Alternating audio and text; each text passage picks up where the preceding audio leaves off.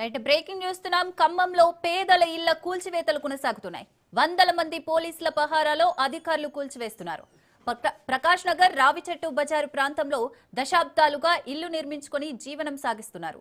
అయితే ఎలాంటి ముందస్తు సమాచారం ఇవ్వకుండా ఇళ్లలో ఉన్న వారిని అరెస్టు చేసి జేసీబీలతో కూల్చివేస్తున్నారు.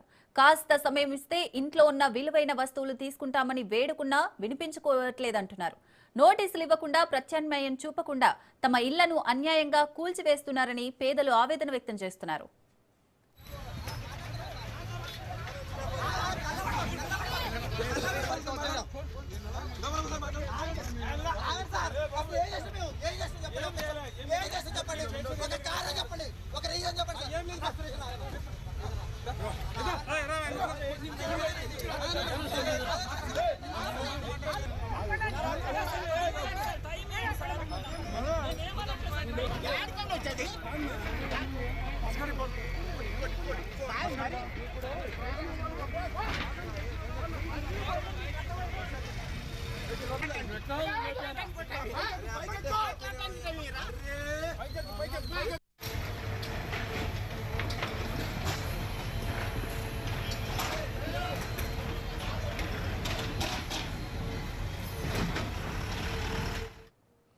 ఖమ్మంలో పేదల ఇళ్ల కూల్చివేతలు కొనసాగుతున్నాయి. వందల మంది పోలీసుల పహారాలో అధికారులు కూల్చివేస్తున్నారు.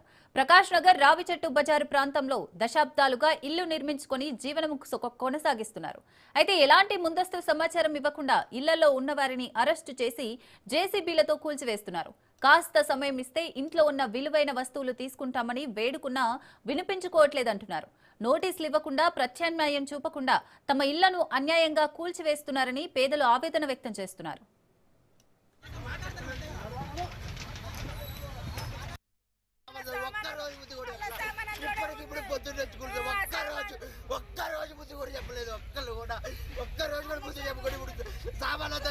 కూర్చున్నారు. మాకు ఎవరు ఇచ్చారా? వేరే చోట ఎవరు ఇచ్చారా? మాకు డబ్బులు ఇచ్చారా? వేరే చోట ప్లాన్ ఇచ్చారా? చదువుకోవడానికి ఇచ్చారా? మొత్తం ఇల్లు పోతే మీరు రోడ్డు మీద సావాలా?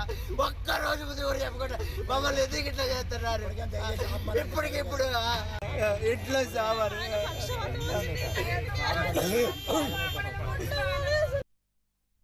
ఒక్కరోజు ముందు కూడా ఇప్పటికిప్పుడు పొద్దున్న తెచ్చుకుంటే ఒక్కరోజు ముందు కూడా చెప్పలేదు. ఒక్కరోజు కూడా ముందు చెప్పుకొని ఇప్పుడు సామాన్లు తెచ్చేవాడని కూర్చున్నారు. మాకు ఎవరు ఇచ్చారా? వేరే చోట ఎవరు ఇచ్చారా? మాకు డబ్బులు ఇచ్చారా?